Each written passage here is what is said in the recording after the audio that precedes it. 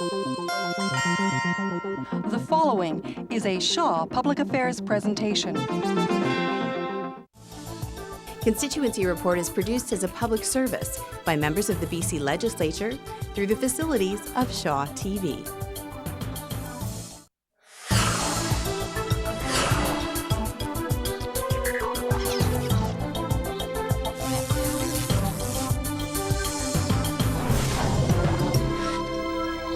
Hello and welcome to Constituency Report. I'm your host, Tracy Palazzari, joined here in the studio today by Douglas Horn. He is MLA for Coquitlam-Burke Mountain. Welcome back, Doug. How are you? I'm good. It's great to be here. Yeah, great to have you back. And of course, fall session just about upon us now. We hear again and again that jobs are going to be a big focus, aren't they? Yes, no, our new job strategy is the cornerstone of what we're trying to do right now. You know, basically, our job strategy, which has now been announced, is really about taking a look at what we do well, making sure that we support that. Governments don't create jobs. It's obviously businesses that create jobs. So it's getting out of the way. It's removing red tape. It's making sure the infrastructure is in place, making sure that businesses can succeed, and also protecting the jobs that we have, making sure that, you know, the competitive advantages that we have remain, and that we make sure that we support the businesses that are creating the jobs in our economy. Absolutely. Well, this past summer we saw the HST defeated in a referendum. What sort of impact do you expect that's going to have on the economy? Well, I'm hoping that it won't be big. You know, obviously the HST would have been far better for our economy than the PST is. You know, the value-added tax with the input credits are far better than our old system that has compounded PST on PST on PST on PST all the way through the system. And but you know, the people spoke. You know, that's the decision that they made, and so we're going to move back to a PST. The other difficulty that we face is that, you know, people talk about how long it's going to take to bring back the HST, and they think, well, you know, you could do that in a few weeks or a few months. And you know, the difficulty is that we have thousands of new businesses. So it's not as if you just sort of go back to the old registrar of businesses and say, okay, well, all of those PST numbers go back into place and we'll just sort of start from there. You know, we have all these new businesses to register. You know, we have businesses that no longer exist. So we have to put a system in place to be able to deal with that and make sure that when we do start the new system, that businesses are prepared, they know the new system, they know the rules as we transform from HST back to PST and so on. Given all those considerations, how long do you think it's going to take for us to go back to that PST system? Well, we're hoping to be able to get back by the spring of 2013. And obviously, if we could do it sooner than that, you know, it's our intent to do it as quickly as possible. That's really what we want to do. But as I say, there's a lot of, you know, moving pieces that have to be dealt with, and you know, we need to make sure we do it right. And you know, it's very difficult and unfair for businesses as well to expect them to, you know, try to transition very quickly, not knowing the new rules, not knowing how to deal with it. So hopefully we'll make it as painless as possible, and hopefully in the long run we will be all right. But I can tell you, when British Columbia voted down the HST at the end of August, the only people that were the happiest were the people in Ontario, because they've got a huge competitive advantage to us now. Absolutely. And as the Finance Minister noted in his quarterly update, other pressures are also things we need to keep in mind, what's happening globally, that sort of thing. So. Exactly. You know, and we look at the global economy right now, you look at what's happening in Europe, you look at what's happening in the United States, that's still in huge trouble. You know, one of the things that I think as a province we've done very well is, you know, moved our reliance on the United States to other economies, such as China, such as India, such as other places in Asia, and that's been a huge move. You know, we now, you know, 50% of our exports now go, you know, to other places other than the United States, and really that shelters us a lot from what's happening there. Well, let's chat a bit about your committee work. You chair the Committee of Supply. What does that oversee? Basically, the Committee of Supply is the committee that oversees the budget estimates. So basically, I chair the debate on the budget, and each department, department by department, goes through their spending for the year. The NDP opposition asks questions of the government, the minister's there and his deputies and assistant deputies, and they basically answer the questions as to where they're spending the money. So it's a long process. It takes many weeks, but it's a good one. And I think that it's one of the the committees and one of the works that we do that's very, very important.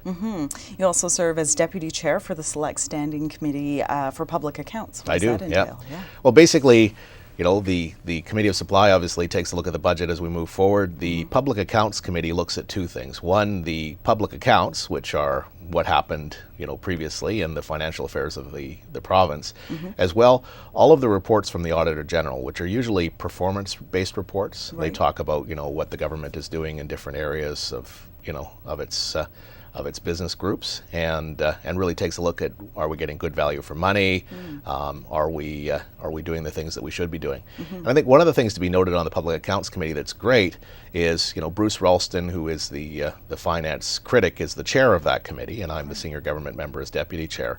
And for many, many years, the committee had a huge backlog and just didn't get to all of the Auditor General's reports. And Bruce and I have been successful at working together, and I think collaboration is important. Absolutely. To reduce that backlog and eliminate it this last summer.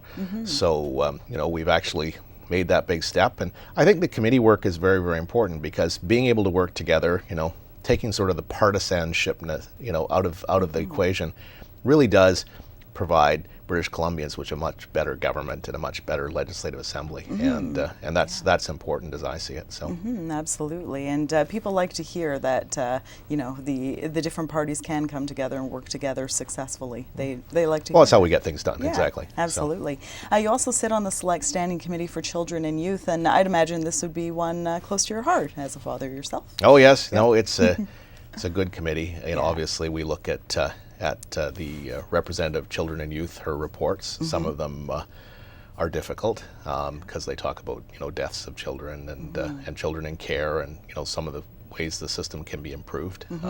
It's a very, very difficult committee, because you always want to do more, and the question is how to do more. And the problem is with many youth that are most vulnerable, they aren't necessarily themselves making the best choices, and so regardless of what government does, it's trying to create the supports so that perhaps they can make the right choices, and steering them in that direction, and that's really the important part of it all. Well, speaking of youth, you have a very wonderful group in your community, Pocomo Youth Services. They've got one project called Project Reach Out, and we're going to take a look at a quick video here just to give you a sense of what they're all about. Have a look.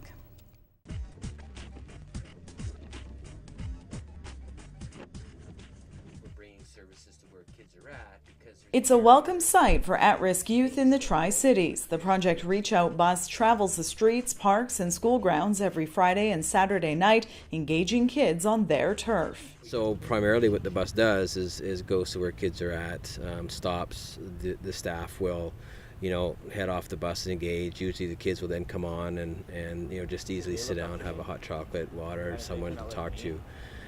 We provide everything from drug information, sexual health information, someone to talk to, basic needs, everything from clothes to health kits to, whatever we can come up with.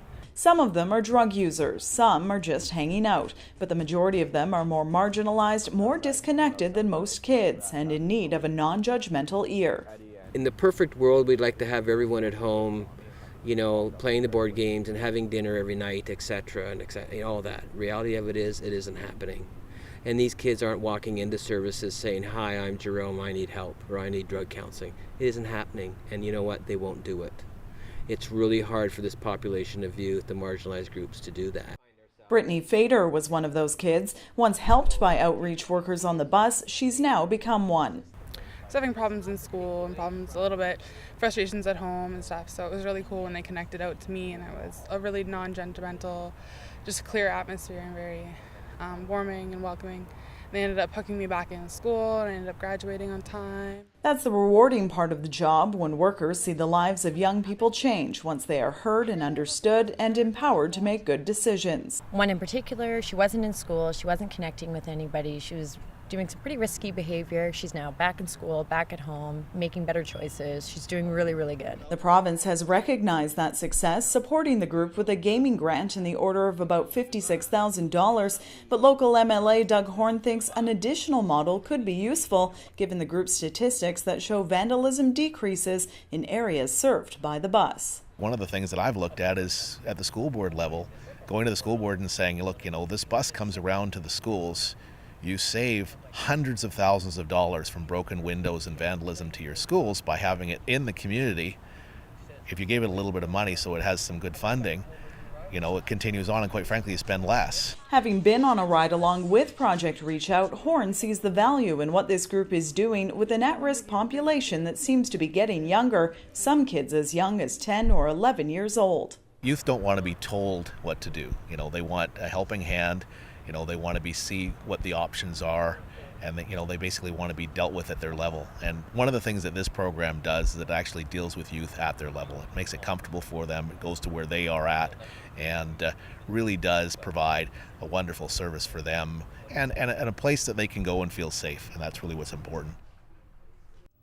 That video really gives us a great sense of the outreach work that they're doing with youth in your community. And you had a chance to go on a ride-along with Project Reach Out, didn't you? I did, and it's interesting because, you go out in your own community and you see things that you just didn't believe were there. And, there are many youth, regardless of, what community in the province you're in, that really do need support, are vulnerable, and as I said before, are making poor choices and need to have the support there. And I think the great thing about Project Outreach is it actually goes out into the community, and their workers are at the level of the kids, and they don't judge them, but they point them in the right direction. They give them someone to talk to, and I think that's important, because if they're going to make the right choices, they need some role models perhaps that have been through it, understand it, and have sort of come out the other end a better person, and I think that's really what this program does provide, and it's a great one at that.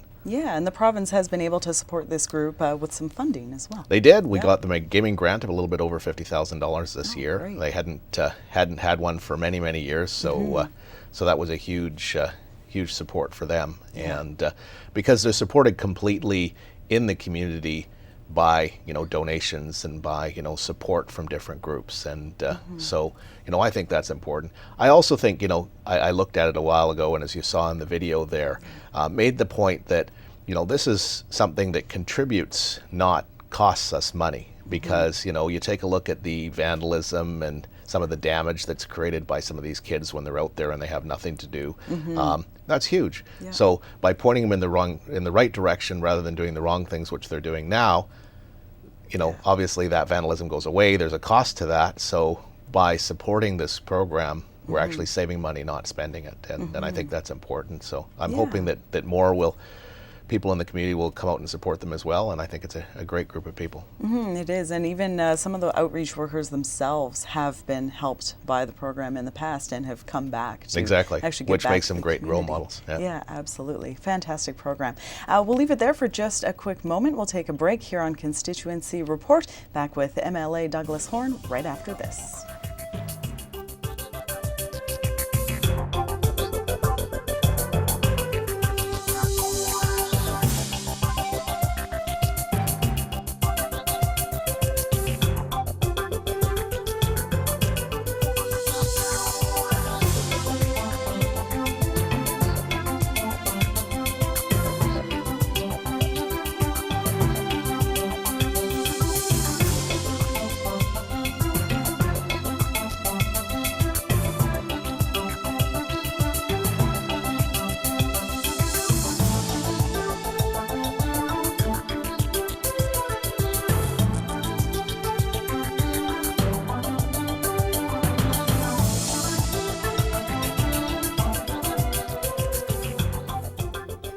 Welcome back to Constituency Report. We continue our chat today with MLA Douglas Horn. He represents Coquitlam Burke Mountain. Turning to education, of course, we had the kids returning to school just last month, and I understand funding in School District 43 has gone up despite enrollment going down. Sure. Yeah. No, it's a difficult situation because, as you look at the numbers themselves, funding's gone up by almost $46 million in the last 10 years, while enrollment's gone down by almost 2,000 kids. And, this is a difficult situation for the school district to deal with because, they've got the schools, they've got far less students than they've had. They do have more money, but the difficulty is their costs are going up as well. About 80% of the costs are in the salaries to teachers. And obviously those have increased, quite substantially over the last number of years as well, which has, eaten in drastically to the amount of increases that we've had. So, it's a balancing act, and the difficulty is what is the right number? What is the right number per student to be able to fund education, adequately? Right. And that's really, what we have to, figure out and make sure that we're doing right. And as we keep adding more dollars and increasing substantially the amount that we pay per student, hopefully we're going to come to a balance that makes sense and really gets everyone a good education. And we have a fantastic education and fantastic teachers in British Columbia, so very good system. Yeah. Well, Education Minister George Abbott has been busy touring the province, visiting many schools, and he paid a visit to your district. What were some of his impressions? Well, he had a great time. He went and visited, we have a Mandarin immersion program in my riding, which is fantastic, and obviously a growing Chinese population. Actually, my riding is almost 50% Asian in ethnic origin, and so it's great. But even my daughter actually is learning Mandarin right now. So fantastic. It's a good opportunity. And so this program is basically starting in kindergarten. It'll go through the school, and it was an opportunity for the minister to come out and take a look at that firsthand. Absolutely, and that's great. Your own daughter taking the Mandarin program because, not only is it great for children of that ethnic descent, but for it provides an advantage for all students to learn an additional language. Sure. Languages are very, very important. Yeah, and absolutely. My daughter, our school district is very good. They have programs on the weekends, which is where my daughter takes it for students. And there's a lot of Chinese students that go there, but there's a lot of Caucasian and other different backgrounds that go there as well. So, and I think it's a good opportunity for everyone to sort of mix as well. That's great. I think, as you said, languages are important. My daughter speaks French, English, Spanish, Russian, and now she's learning Chinese. So, I think that's very important. Well, that's why I asked, because I was pretty sure you mentioned she was fluent in Russian last time we spoke. This is also the first year we should mention, you touched on kindergarten, and all-day kindergarten is available for all BC students now. That's right, exactly. Yeah. And I think that's great. Obviously, early education, getting people a good, strong start and making sure that they're well prepared as they go into school is important, and I think the full-day kindergarten is part of that. And we have other programs as well that make sure that they succeed, and that's really important for our economy in the long run, because having a well-educated, well-prepared workforce is important.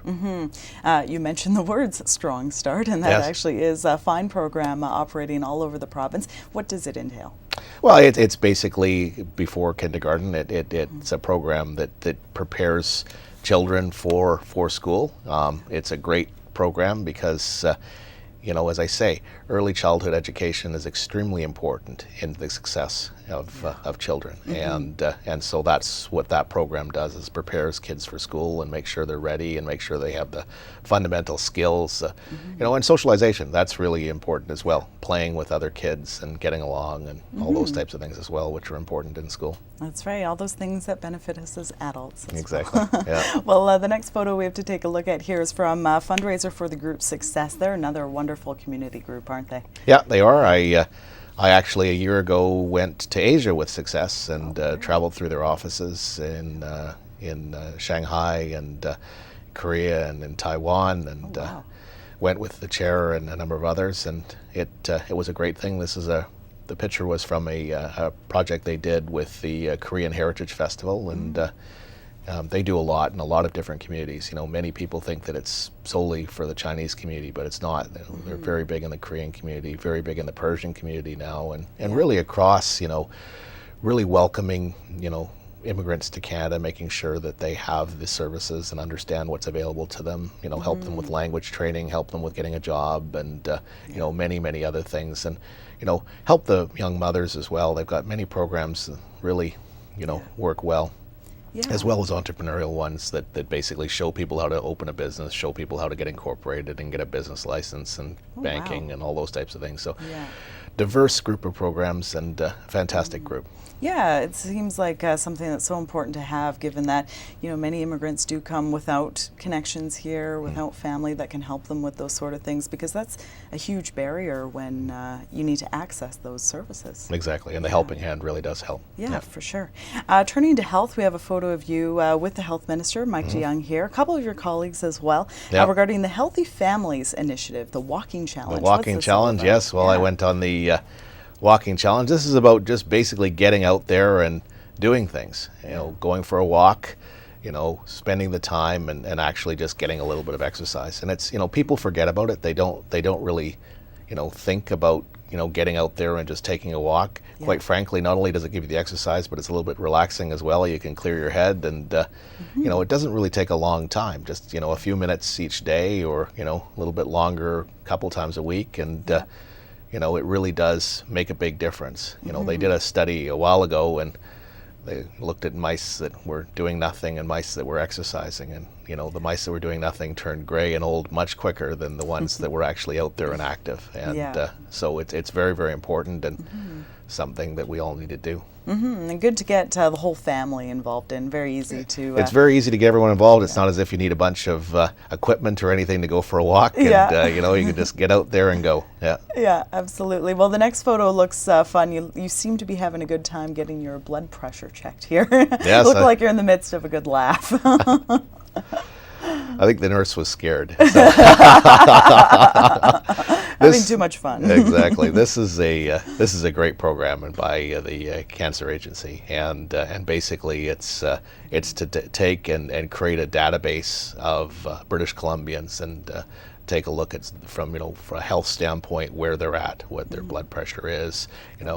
There's a number of different tests that they put you through, which include sort of your grip and weight and body fat and a number of other things. And they're creating a massive database which of the population, which is very important with taking a look at disease and for researchers and to understand our population a bit better. So they had a number of offices around the province. They're moving around. People are signing up and going into the clinic and getting the test. It doesn't take very long, and it really, really does help, as I say, to profile our society and our community so that researchers can understand it better. Absolutely. Staying with health, I want to chat a bit about Royal Columbian Hospital. Hard to believe it's already approaching its 150th birthday coming up soon.